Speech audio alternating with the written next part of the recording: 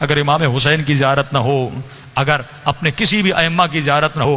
عزیزو، جناب سعید کا واقعہ آپ نے بہت سنا، لیکن اس سے پہلے ایک ذکر بتاؤں۔ روزانہ کوشش کروں گا کہ اذکرونی اذکرکم کی منزل کو سمجھاتا ہوا آگے بڑھوں، اور اپنی روحانیت کو کیسے بڑھایا جائے، اپنا لائف سٹائل اہل بیت کے لائف سٹائل جیسا کیسے بنایا جائے۔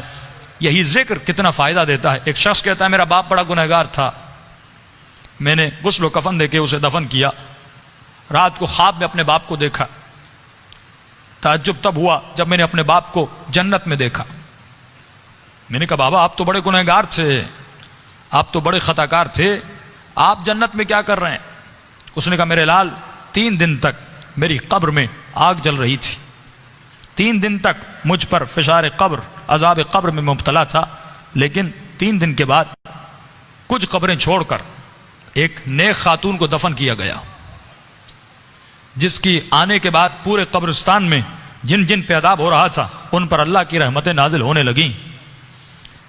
فرمایا نور برس رہا تھا۔ کہا بابا یہ کیسا نور تھا؟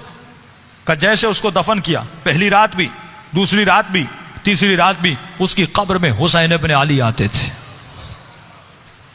فرمایا جب اس خاتون نے میرے عذاب کو دیکھا، فرمایا اس کے دل میں رحم پیدا ہوا، اور جب امام حسین اس کی قبر میں آئے تو اس نے کہا مولا مجھ پر تو رحمتیں ہیں، لیکن یہ بھی آپ کا چاہنے والا ہے، اس کی قبر میں عذاب ہو رہا ہے، میں چاہتی ہوں میری خاطر آپ اس کی شفاعت کر دیں۔